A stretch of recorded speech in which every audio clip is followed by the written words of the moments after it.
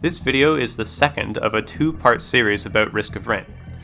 If you haven't watched the first video yet, and you're here because YouTube's recommendation system has blessed you with my presence, I'll recap the first one at the start, but I think that you'll enjoy it more if you've already heard my thoughts in the first video. Risk of Rain is an excellent game that stands the test of time when compared to the large genre that it makes a part of.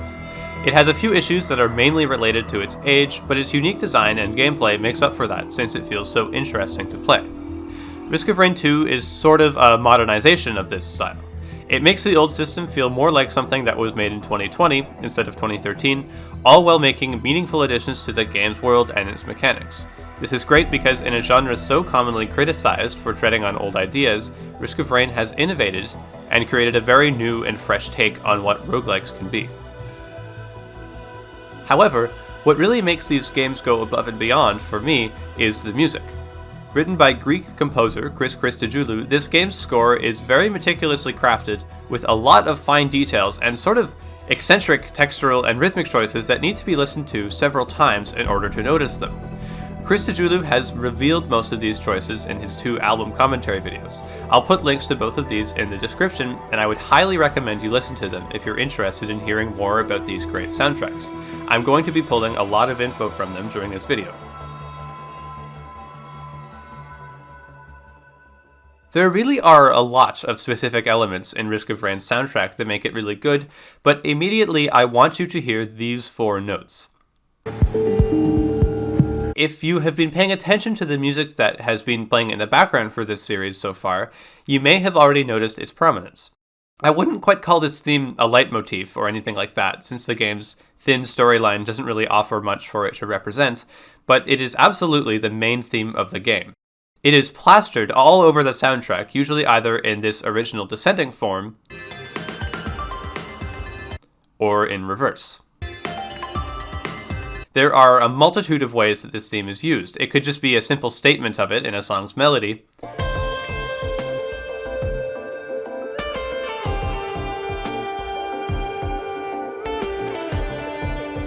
or in the case of the introduction to the song Tropic of Cancer, it could be used for literally everything.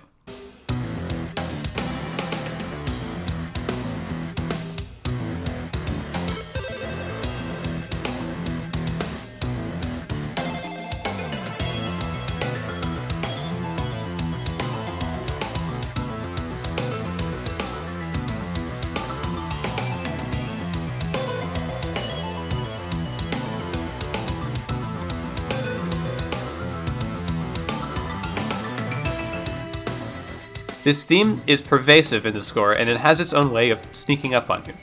If you go and listen to this soundtrack, as I have done to prepare for the video, trying to pay attention to this theme and writing down all of the times when it's used, you seriously will never be able to listen to it the same way again. It's all that I can hear anymore, and realizing just how widespread it is will change your perspective on the entire score. This theme being used in this way is really interesting for the game. I feel like in a lot of modern music, and specifically for a lot of movie and television soundtracks, motifs are more melodic and a lot easier to point out than it is in Risk of Rain. A character will have an important scene or some significant moment, and the score will play whatever melody has come to represent them. This is really good, and I think it works really well in a lot of cases, but it's also a little basic. That's often as far as it goes. This four-note theme in Risk of Rain is presented in a more dynamic way, which is really interesting, and since it doesn't represent anything specific in the game, it just represents the game itself as a whole. This allows Christodoulou to be a lot more creative with where he puts it.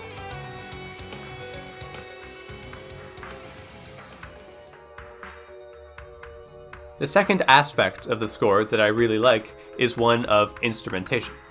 The music is composed mainly using electronic instruments on keyboard, guitar, and drum machine, but the actual sounds that are used to make the music change quite a bit from track to track, and the general tone of the music shifts a lot as well. However, here's an excerpt of the track Cyclogenesis.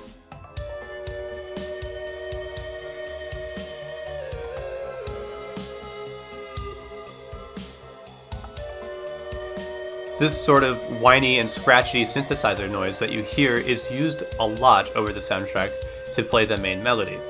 Having it as a common voice in the whole score works to tie it together into a more coherent suite of music. Whether it's coming in on the melody or on the harmony, it pulls you back and reminds you that, after all, you're listening to the Risk of Rain soundtrack. There are a few other textural choices in this game that I just love. For example, the song Hailstorm was composed using nearly only the drum machine. Each piece of the drum set was vocoded or pitched separately to make a different sound. Even those weird organ noises you hear are just drums.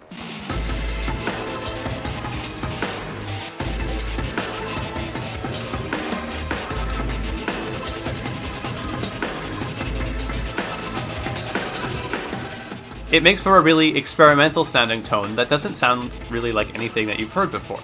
And then of course, later on in the song, the lead synth comes in to draw you back to that familiar place and remind you what you're listening to.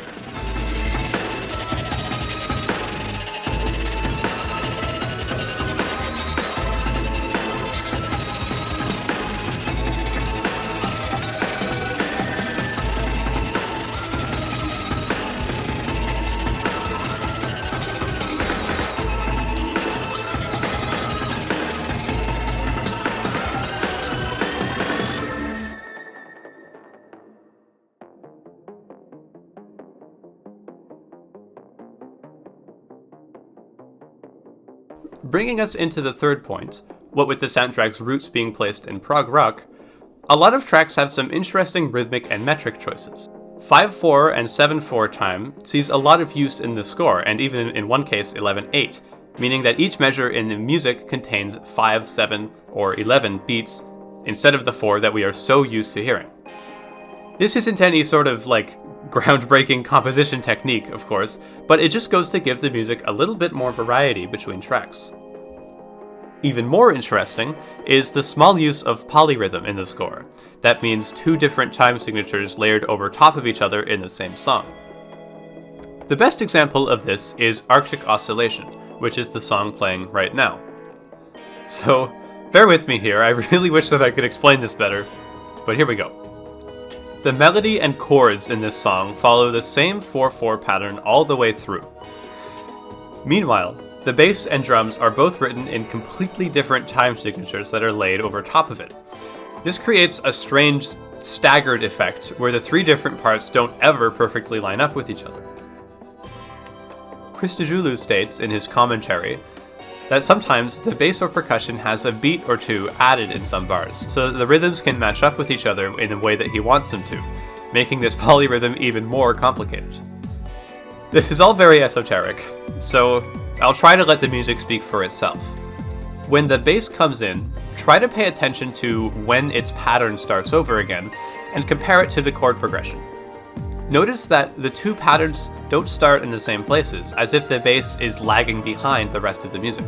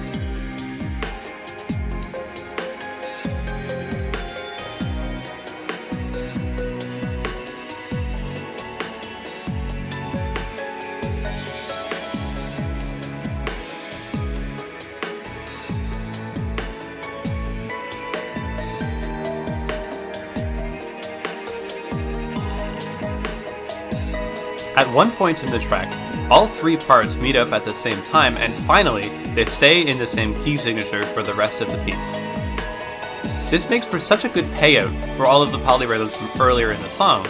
They all float around each other and branch out in this perfectly confusing manner that makes it really hard to count before finally coalescing in a final drop.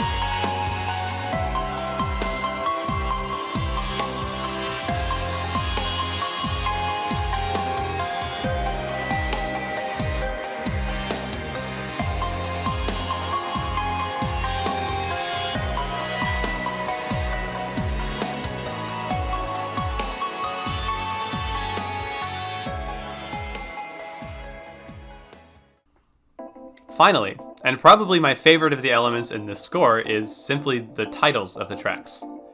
A lot of video games title their songs in sort of boring ways, with things like main theme, credits, or the name of a level or an area. Christodoulou has a really clever way of naming the songs in this game. They're all different weather or rain-related names, like Moisture Deficit, Hailstorm, or of course the classic Double Rainbow. Best of all, however, is 25 3 degrees north, 91 7 degrees east. I don't want to give this title's meaning away for you, so if you want to know, look it up. It's just a neat little Easter egg that you need to do a little bit of homework to find out. I just like how unique this part of the soundtrack is. There are a lot of titles in this game that have probably never been used as the names of songs before, and they make each piece more memorable since they aren't just called Boss Fight. Overall, Christodoulou writes a very compelling score with some real creativity and ingenuity behind it. Listening to the album commentary reveals how much passion and energy went into the making of this soundtrack, and I think it's one that serves the game really well in becoming the hidden gem that it ultimately is. However, if you've watched my other video about the Risk of Rain series, you'll know that the second game is where it really starts to get off the ground. Risk of Rain 2 is a very well implemented sequel. It adds to the series in a meaningful way without straying too far from what the first entry did. The music is no different. It keeps all of the same great elements but gives them new meaning and takes them even farther than before. Risk of Rain 2 feels so much bigger and deeper and cooler than the first game, and the music is one of the main reasons why. Just as the game adds a dimension of space to the world, the music also gains depth. Songs are longer with more sections and varying dynamics and tones, and the score has a more atmospheric feeling, with tracks that take a lot more time to flesh themselves out before finishing. First of the elements retained from Risk of Rain 1 is that 4-note theme, of course. It makes a strong return here, and it's actually the very first thing that you hear in the whole soundtrack.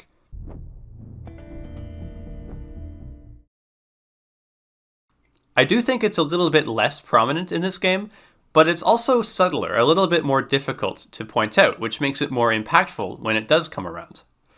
The same effect as the first game still applies. If you listen to this soundtrack and try to specifically find every instance of the main theme, you'll never hear it the same way again. You'll start thinking that you recognize it in places where it really isn't there, you'll hear it in other music, and your whole perspective on the soundtrack will change. The instance of this motif that took me the longest to hear was probably this one in Terra Pluvia.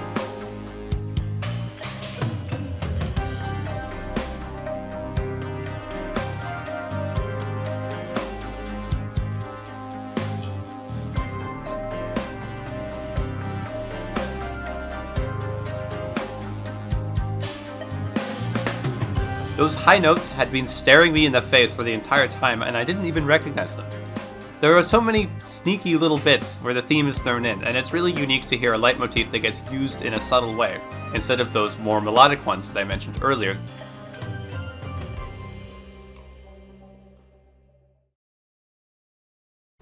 The texture of Risk of Rain 2 is also significant.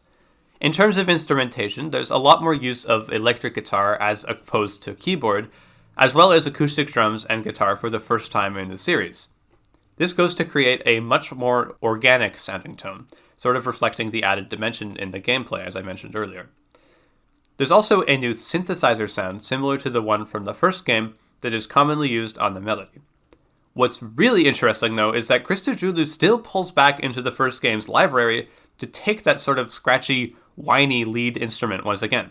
It comes in for a lot of the more significant, intense, or emotional sections of the score, a lot of the time when multiple instruments are on the same melody.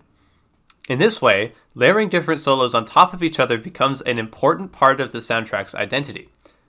Like this section from the song Antarctic Oscillation, where the melody has sort of been passed around between an electric guitar and the lead synth from both games for a while before they all come in on the chorus to solo on top of each other.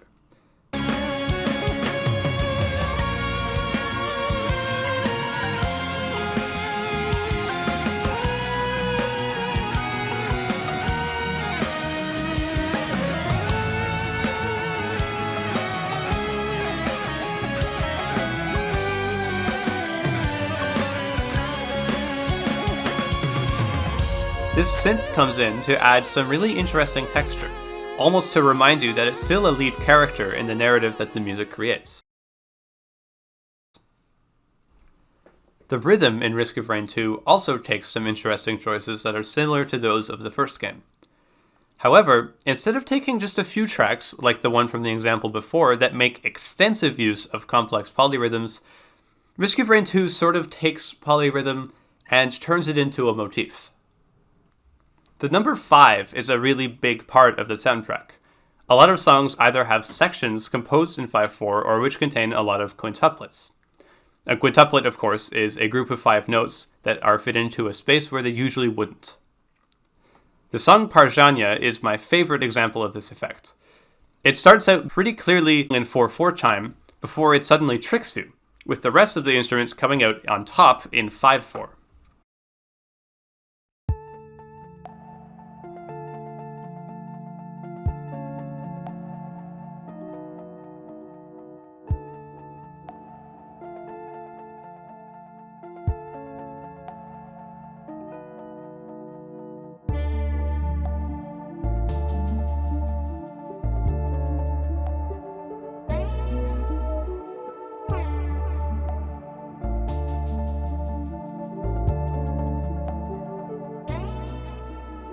There are some other examples like this where 5 is just kind of sneakily thrown into the rhythm of a piece just because it sounds good.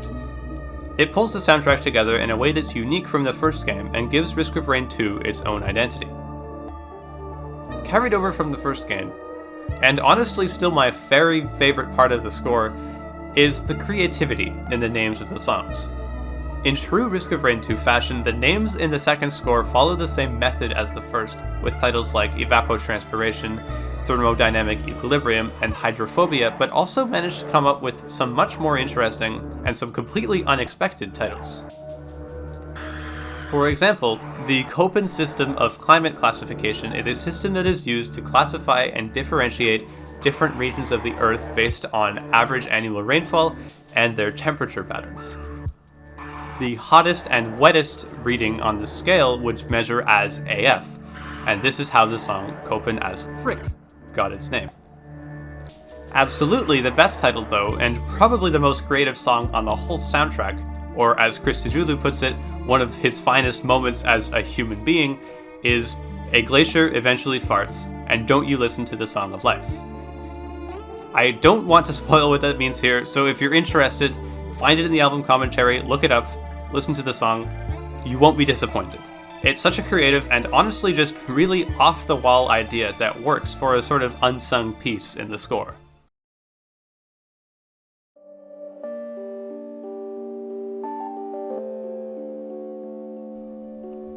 Many times in the album commentary, Christodoulou talks about trying to find a unique sound for the whole album, as opposed to just a single piece of music.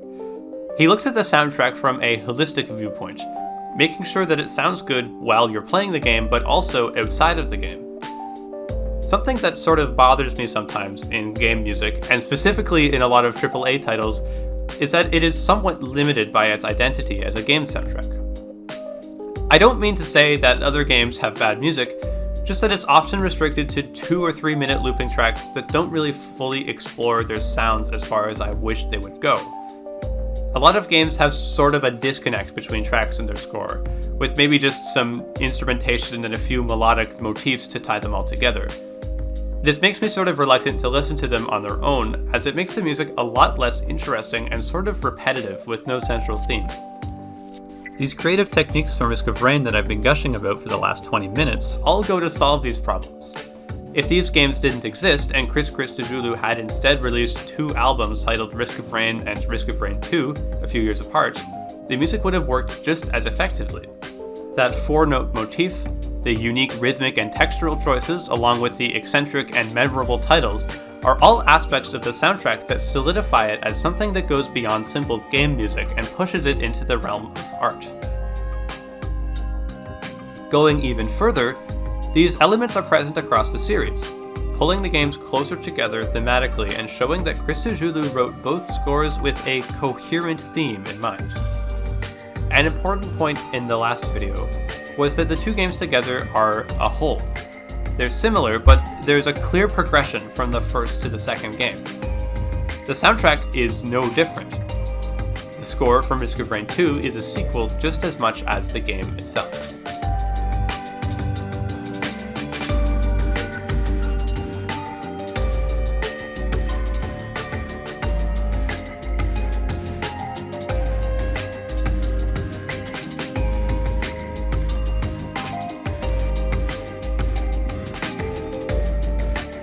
Thank you so much for watching, if you've made it this far. This month's video ended up being just a little longer than I originally thought, but I really hope you enjoyed it, and I hope that you stick around for more. I have a few ideas set up for the next couple of months, so with any luck, I'll be seeing you then.